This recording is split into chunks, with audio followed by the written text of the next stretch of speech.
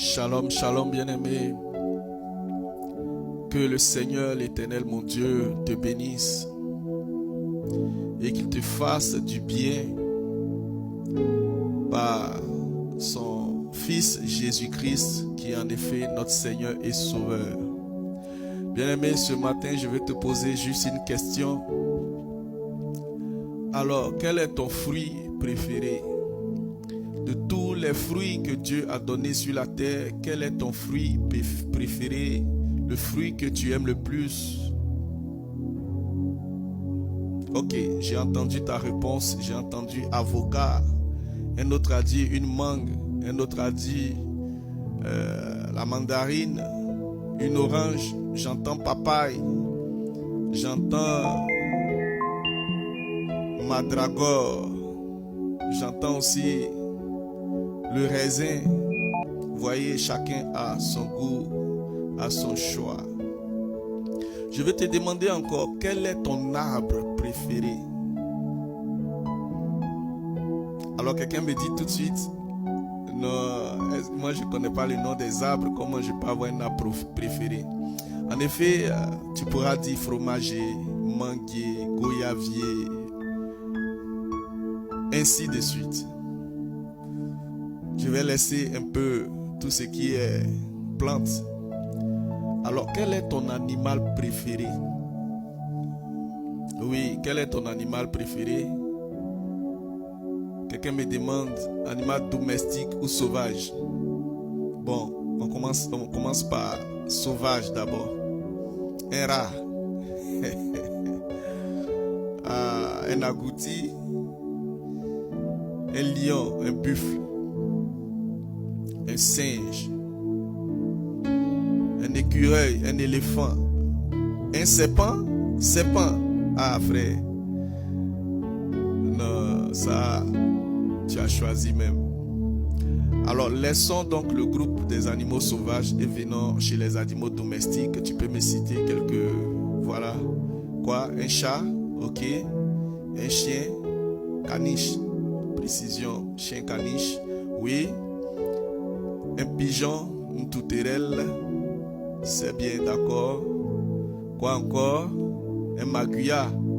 Bon, c'est pas un animal aussi domestique que ça. Il est à la maison, mais on ne l'élève pas par plaisir. Bien-aimés, quittons le monde des animaux maintenant. Allons-y dans l'eau. Quel est ton poisson préféré? Ton poisson préféré? Tilapia, ok. Silui, d'accord. Quoi encore? Requin, ok. Baleine. Oui, celui qui a avalé Jonas. Quel autre? Poisson serpent, ok. Thon pour le garba, ok. Très bien. Alors, donc on va maintenant regarder vers le ciel. Quel est ton oiseau préféré?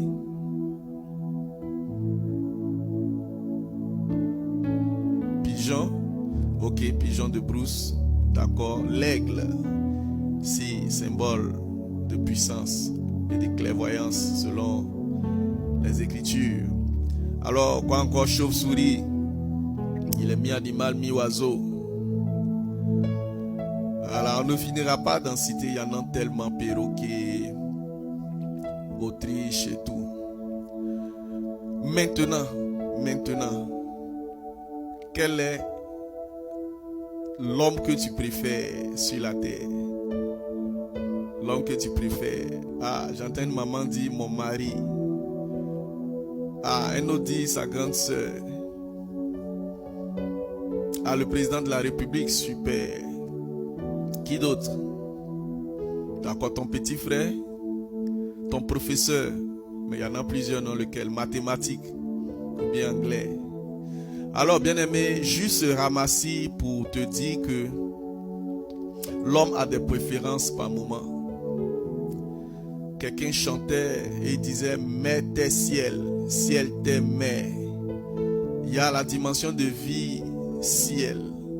Il y a la dimension de vie terre. Et il y a la dimension de vie mer. Mer, terre, ciel. Ok, et dans chaque espace de vie, nous avons plusieurs catégories, variétés d'espèces vivantes et que nous ne pouvons même pas les connaître tous et toutes. Mais ce qui est sûr, c'est que chacun a parfois sa préférence. Je t'ai posé la question en dessin et je voulus te conduire quelque part. En tout cas, si tu es vraiment vigilant avec moi ce matin, tu vas comprendre que nous ne sommes pas en train de divaguer, mais plutôt nous allons quelque part. Bien-aimé, qu'est-ce que tu peux me dire de la préférence de Dieu par rapport à tous ces animaux et ces plantes, ces fruits que nous avons cités? C'est difficile à dire parce qu'on n'est pas Dieu, on n'a pas le cœur de Dieu, n'est-ce pas? On ne peut pas tout de suite aller jusqu'à ces finesses de préférence de Dieu, mais nous y reviendrons. J'ai voulu te parler d'une histoire rapidement, sinon plusieurs tableaux de la Bible. Tu as connu Abel et Caïn qui ont été les premiers hommes qui ont offert quelque chose à Dieu. Et de leur offrande, on a vu que Dieu avait opéré un choix. Parce qu'il y a l'un qui a offert des fruits, certainement des beaux fruits selon lui. Il a rassemblé plusieurs paniers, il a lavé, bien dressé, et il a donné cela à l'Éternel. Mais à côté de lui, l'autre par contre, il a pris des bêtes, les premiers-nés, disons les prémices de son troupeau. Il les a offerts en sacrifice, en holocauste à Dieu. Et dans les deux choix, sinon dans les deux, Dieu a fait un choix. Et il a pris ce qui est, n'est-ce pas, donc, des animaux. Donc on pourra dire, quand deux choses se posent à Dieu, il a une préférence. On a connu cela en deux frères jumeaux qui sont nés le même jour. Il dit, j'ai aimé Jacob, j'ai haï Ésaü. Haï en tant que tel, c'est pas la haine jusqu'à... Voilà, mais la Bible a traduit ainsi. Sinon, il a préféré Ésaü au détriment... Pardon, il a préféré Jacob au détriment d'Ésaü. Et donc, les traducteurs pourront dire haï. Alors Dieu, en réalité, c'est pas de la haine. Mais je veux tout de suite, sur cette séquence d'intervention, te conduire encore quelque part. Écoute, depuis la nuit des temps, Dieu a imposé une préférence à l'homme que tu pourras remarquer qui est l'élément qu'on lui dédie en sacrifice. Oui, depuis la nuit des temps, cela semblait être toujours un animal. Un agneau, un mouton, un bélier, des bœufs, des chameaux, mais en tout cas, il préfère beaucoup plus le sacrifice. C'est pour cela que nous pouvons voir dans Genèse plusieurs occasions où Dieu vraiment a, n'est-ce pas, préféré des offrandes. Je vais te lire par exemple Adam et Ève. Quand ils ont désobéi, Dieu a tout de suite lui-même pris la peau d'un animal, un agneau qu'il a immolé, il a pris leur peau pour les habiller. Abel et Caïn, un a donné de la viande, sinon de l'holocauste constitué d'animal, de viande, et le Seigneur l'a agréé. Il y a aussi Noé au sortir du déluge qui a pris un certain nombre d'animaux qu'il a offert en holocauste. Abraham a fait des sacrifices, Genèse chapitre 15, où il a coupé les animaux en morceaux, il les a mis face à face et les a dédiés au Seigneur. Après ça, on a connu ce qu'il a voulu faire avec son fils, n'est-ce pas, Isaac, qu'il a voulu offrir à l'Éternel. L'Éternel a dit non, tiens, voici un bélier à côté, je veux plutôt ça. C'était pour éprouver ton cœur. Isaac lui-même et son frère et son fils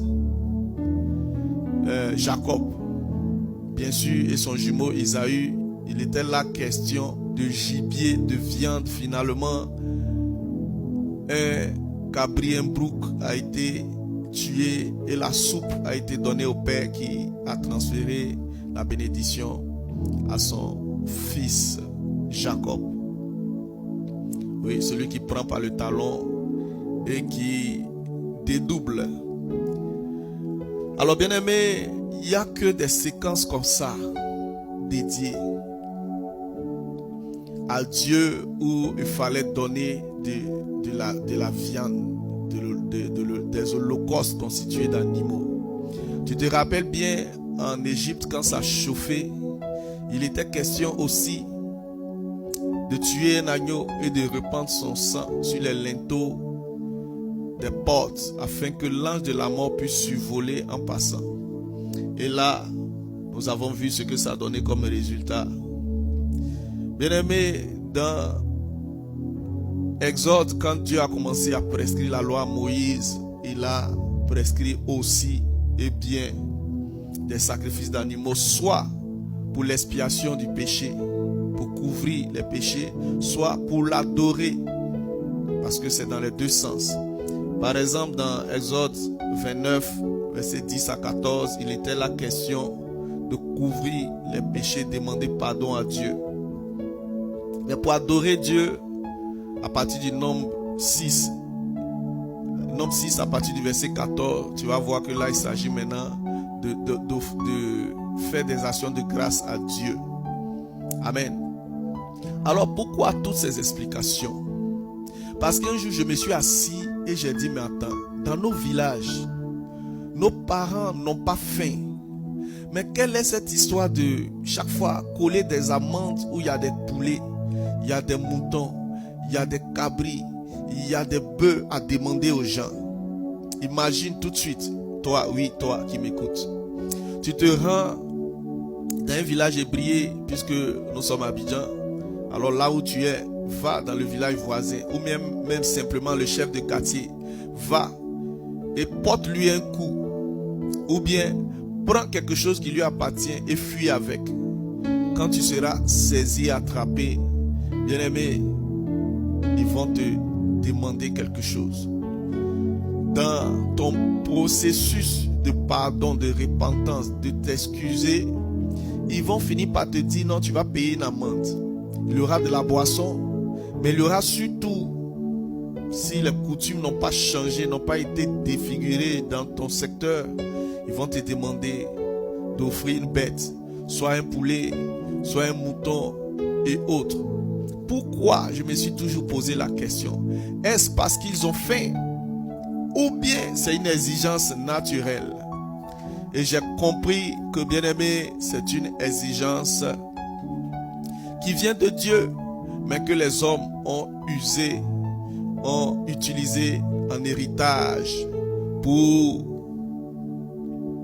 en faire coutume. Parce qu'un verset le dit tellement bien. Oui, sans effusion de sang, il n'y a pas de pardon. Hébreux chapitre 9, fouille bien dans les lignes. Tu vas trouver ce verset. Sans effusion de sang, il n'y a pas de pardon. En effet, ton chef du village n'a pas faim. Ton chef du village n'est pas affamé. D'ailleurs, il en a tellement. Les moutons, les coqs, les béliers, les cabris et autres, il en a suffisamment.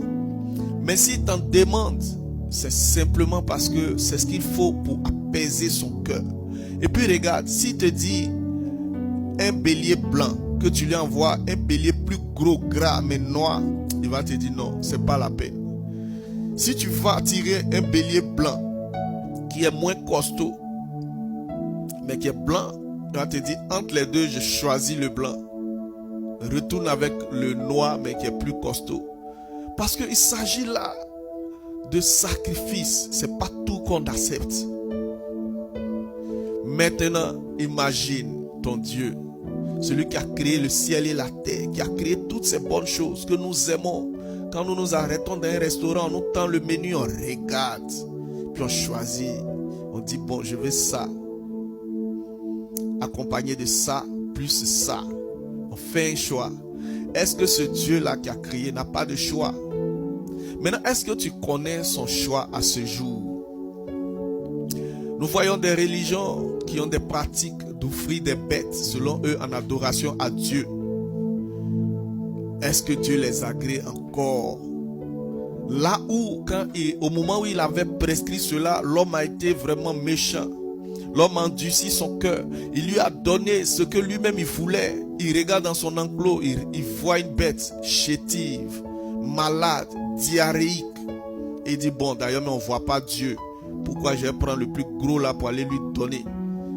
Alors, quelque chose que les gens tuent là-bas, et ce n'est pas eux-mêmes qui mangent. Surtout encore que dans la loi mosaïque, sinon, les Lévites avaient des parties qu'ils prenaient pour eux et des parties consacrées à Dieu.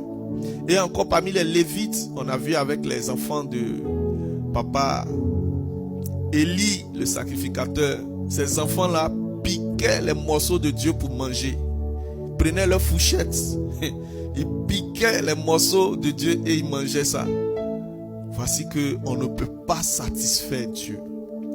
Maintenant, j'ai pris le tableau d'un chef de village qui a été offensé, qui exige des amendes. Si Dieu est offensé, et oui, il est offensé, parce que nous le savons bien, depuis la nuit des temps, papa Adam et maman Eva, maman Ève, ont déjà désobéi, Dieu est fâché. Jusqu'à ce que le péché aussi s'invite et se multiplie sur la terre. Nous ne pouvons pas plaider non coupable. Non, non, non, non, s'il te plaît, ne te trompe pas du tout. Même le bébé qui vient de sortir du sein de sa mère ne peut pas plaider non coupable. Nous avons tous péché et privés de la gloire de Dieu. Nous ne pouvons pas. Nous sommes obligés de plaider coupable. Et c'est là que nous avons un sacrifice à faire. Mais avec les moyens qui manquent, avec la situation du moment, quel sacrifice offrir à Dieu pour toucher son cœur? C'est difficile. Bien-aimé, c'est difficile. Il a dit un agneau sans tache. Où tu vas trouver un agneau sans tache? Dans un monde corrompu où tout est rempli de péchés, tu prends un agneau, il y a toujours une tache noire quelque part. Sur son œil, sur sa gueule, sur son corps quelque part, sur un flanc. Si tu fouilles bien entre ses orteils, ses sabots là, il y a une tache noire là-bas. Le sacrificateur devrait fouiller, regarder, soulever la queue, regarder au bout, voir même si après qu'il soit tout blanc, est-ce que sa langue n'est pas noire? C'est compliqué. Dieu a regardé tout ça, il dit, écoute, tous les hommes sur la terre ont péché contre moi, contre l'Éternel. Et il faut un sacrifice pour qu'il y ait pardon, parce qu'il est écrit dans Hébreux 9 que sans effusion de sang, il n'y a pas de pardon. Tu le sais bien dans ton village, dans ta coutume. Il faut chaque fois immoler soit un poulet, un coq, un mouton, un cabri, un bœuf. Dieu aussi, qui a institué cette coutume, en tout cas jusqu'à dans une certaine mesure, a besoin, bien aimé, de manifester cela. Il a regardé sur la terre, il n'y a personne. Il a regardé dans sa création, il n'y a aucun qui puisse remplir les exigences de Dieu.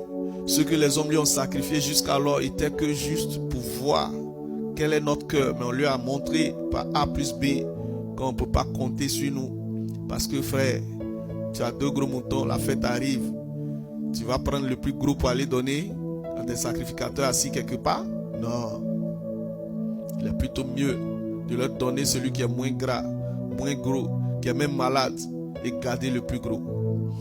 Et Dieu ayant vu cela, il a dit, bon tiens, ce que je vais faire, je vais simplement, oui, faire venir moi-même mon agneau.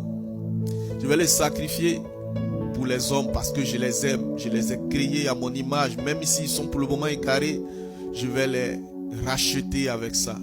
C'est ainsi que Dieu a envoyé son Fils unique comme un agneau. Mais en effet, ce n'est pas un agneau. À la croix, ce n'était pas un petit mouton qui était accroché. C'était un homme. Dieu s'est fait chair en Jésus-Christ et il a été immolé pour nous. Bien-aimé, choisis Jésus. Choisis Jésus. La nature même nous enseigne que c'est comme ça les choses sont faites par Dieu. Choisis Jésus et tu vivras. J'ai bien envie de terminer cette invitation par ce cantique-ci. Je pense qu'il va te faire du bien. Oui, j'ai calé un son pour toi comme d'habitude. Je te prie de l'écouter et de prendre la bonne décision. Alors, c'est parti. Que les traits enflammés du malin ne t'atteignent point. Et qu'il ne t'atteigne point. Est-ce que tu crois en Jésus? Crois en Jésus. Si tu crois, dis Seigneur, je crois en toi. Moi, je crois. Je crois en toi, dis Seigneur. Seigneur Jésus, je crois en toi. Je crois en toi, Je Seigneur. crois que c'est pour moi que tu es mort à la croix. Oui, je crois que c'est pour Je moi, t'accepte Seigneur. comme mon Seigneur et mon Sauveur personnel. Alléluia. Je suis Choisis-le sauvé. et tu seras sauvé. Évangélisation du jour. J'ai vu un homme Aïe, aïe, aïe. sur la croix. Oh. Ses mains étaient percées. Le sang sortait de son côté.